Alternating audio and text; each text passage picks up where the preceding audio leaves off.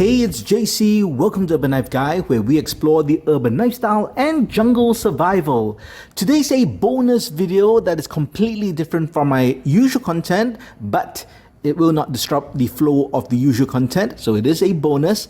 And today we're going to talk about Chinese New Year goodies and what you would expect to find in a home in Southeast Asia, specifically Singapore or Malaysia, when it comes to Chinese New Year. You see a whole bunch of goodies and things on this table or these two tables, and I'll explain what each item is, and I'll also share with you what is my Chinese New Year EDC knife. First, if you watch this channel regularly but have not subscribed, please do so to help the channel out.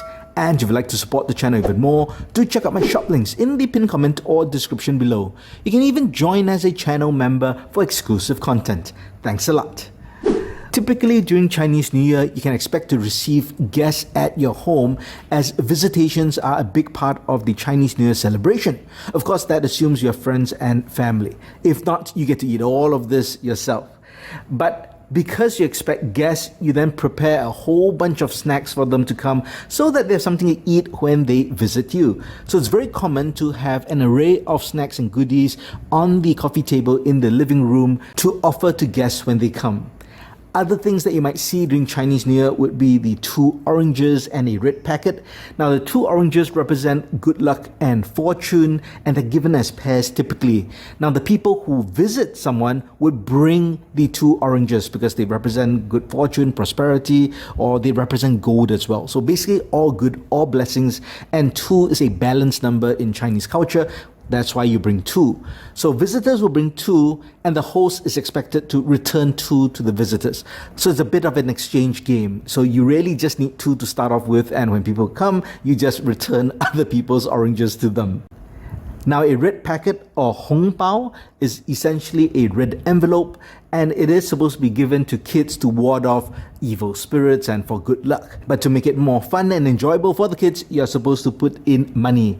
So basically only kids or unmarried people will receive hong baos from adults. Now this is a really large hong bao. Normally they're much smaller, but the smaller the red packet, the more money there is. The larger it is, there's usually no money inside. Now we've got a whole bunch of other things here, so I'll go through them bit by bit, and we'll start off with this tray over here. A centerpiece of a coffee table during Chinese New Year will be some kind of goodies container. It's usually a round tray with a lid, and when you lift it up, there are different compartments and they'll be filled with different sweets or goodies. Sometimes it could be rectangular as well. I wanted something a bit more modern and to fit the decor of my place, so I have these individual containers with lids in a tray. It is still kind of recognizable as a Chinese New Year tray, but it is a bit more unique. So the whole idea is when you go to different people's houses, at least when I was a kid, I remember I would lift up the tray to see what goodies are inside. Were they good or they bad, or is there anything I'd like? So I've got my goodies here. So I've got 6 different containers, so 6 different goodies. It's more hygienic this way, and it's easier to refill and clean. Now let's start off with this one. Individually packed coffee cookies. I can't show you exactly how it looks like, although I do have another cookie which looks similar. But these are individually packed, just a bit more hygienic, and if people are more conscious because of COVID, they don't like to have a kind of a common pool of nuts or candies where everyone puts their fingers in, then they can get an individually wrapped cookie like that. Over here we've got individual cookies as well. Now this is a ground peanut cookie. That's right, it's if you open this and you take a bite, it's very brittle or break apart. It's like powdered peanut put together and compressed together. It's a very, very traditional but nice snack, and I enjoy this as well. Over here we've got a very traditional sort of sweet. This is from Hong Kong, and it's actually plum. It's a plum sweet, but there is some kind of sweetening. It is preserved. It's got a unique taste. There's a seed inside as well, but very traditional, and to me this is just nostalgic, so I have it over here. Let's see what I have here. Okay, so here we have some of the kind of not individually wrapped, but these are the common snacks, and this is actually a chicken floss roll. You could call it a spring roll or mini spring roll as well, but inside is chicken floss. Now, if you do not know what chicken floss is, it's very hard to describe, but it's like made from chicken, and it's a very flossy. Imagine savory candy floss, but made of, in this case, chicken.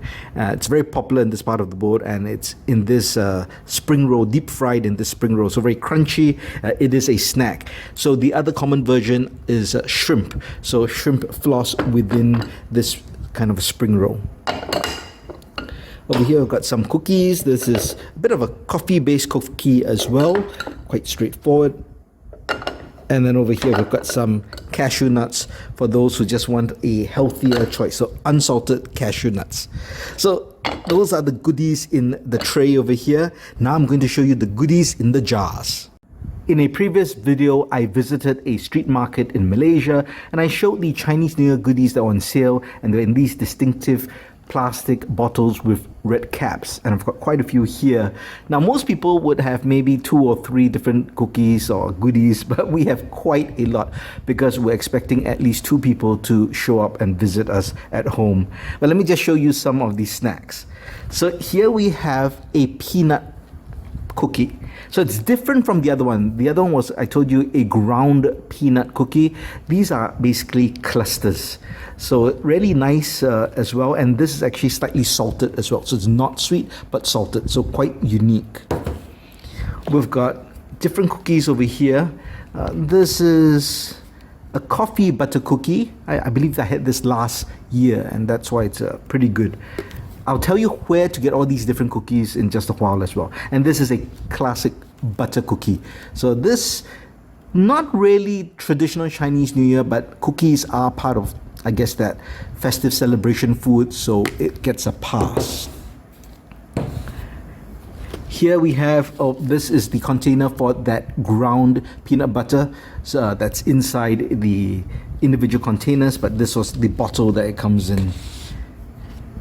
We have a cookie, and this basically has cranberry, and it's some kind of cookie. I'm not exactly sure. Maybe it's nut based, but it's not peanut. It's a nut base with cranberry, and then there's cookie dough, but it's formed in a ball like that. So a lot of cookies that you'd see for Chinese New Year may not necessarily be round or flat. They're often in these ball shapes.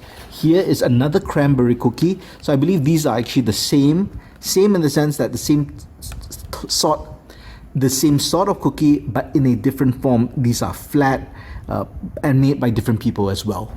The star cookie during Chinese New Year in Singapore and Malaysia is definitely the pineapple tart. And this is how one version looks like. There's pineapple paste or jam there, and it's surrounded by buttery pastry. Sometimes the pastry is harder, sometimes it's crumbly, sometimes it's soft, right? Different people have different versions. And it can come in this sort of shape, it can come in the traditional shape, which is like a round base and a blob on top, or you can get round ones like this. And they are generally sweet, but different people have different recipes, and you have to find ones that you really like.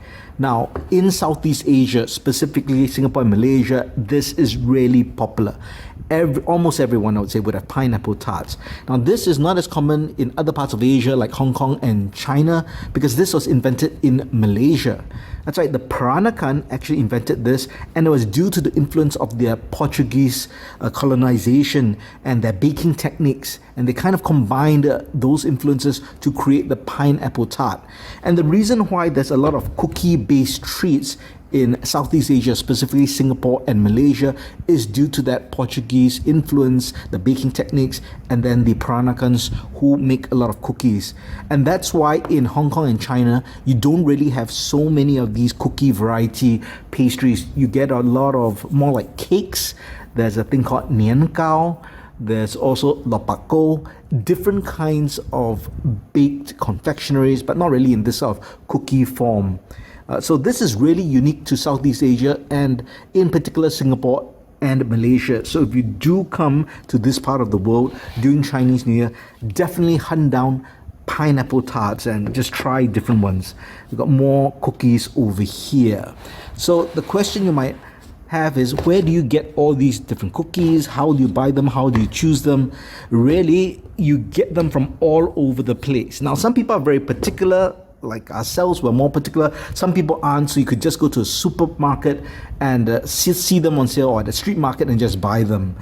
For some people, they would hunt them down. They'll look for good reviews, or there's often word of mouth, and you know it's good, and you do pre-orders and you order in advance and then collect them before Chinese New Year. So the cookies we have here are basically from all sorts of places, some more reputable than others, but generally all have been kind of proven and tested. And then you have to put in your order, and there's limited quantity, so if you put in your order too late, you can't get them. So that's where you get these cookies from. All right, let's finish up with the treats and we'll end the video. We've got two more different treats here. These are love letters. That's right, it's basically very thin wafers, and you can get them traditionally in rolls like this, or they can be kind of a pancake triangle shaped, folded over. But these are Nonya, which is Peranakan, traditional handmade egg rolls. So they are egg rolls, and you would find different versions in Hong Kong as well, which are much thicker and eggier. These are thinner and crispier. So also a delicacy, I would say, of Chinese New Year, although you can find it throughout the year. Over here, we have an assortment of bakwa, or barbecued pork. That's right. Now, traditionally, you would just buy it. It's a bit like it's barbecued meat. So you can buy them in packs, but these are all individually wrapped. Again, great for hygiene, also good for kind of rationing so that no one takes more than they should, because it's pretty expensive actually, especially during Chinese New Year. The prices really go up. But it's pieces of barbecue pork. That's how it looks like. It's a bit sweet, it's sticky, and you tear it and eat. So imagine a jerky made of beef, but much softer and more tender. And again, bakwa is a huge million-dollar business in this part of the world, especially during Chinese New Year. And people would queue up for hours just to buy famous ones. I've got a whole bunch here, which are not too bad. But we would never queue up for hours just to buy this. Now, you can get barbecued pork anytime throughout the year, but during Chinese New Year, it's just one of those traditional goodies you must have, so people will always have it at home. I've got a nice little Chinese-inspired container over here. So we've got that, and then we've got little dishes. This is so that if people want to get snacks and cookies, they don't want them to hold it in your hand and just leave crumbs all over the carpet. So we've got little dishes here which people can hold and put the cookies. Right, so those are some cookies and goodies, and of course, most importantly for you guys, my Chinese New Year EDC knife to match all this wooden look on this table would of course be this Artisan Cutlery Home. Great folding knife. It uses the proprietary steel. It's the AR-RPM 9, but this has a PVD black coating, full flat grind, button lock. It's got a bolster of rose gold, and this is an ebony wood handle. You got thumb stud for deployment, and there's actually a secondary button lock as a safety, so now you can't press it. And of course, I have reviewed this knife before, so do check out the link in the card above or description below. So I hope you enjoyed this video, and to my international friends, I hope you learned a bit about Chinese New Year goodies and our Chinese culture. If you enjoyed the video, please give it a thumbs up, and if you like the content in general, please subscribe to the channel and hit that notification bell. Thanks for watching. Talk to you soon.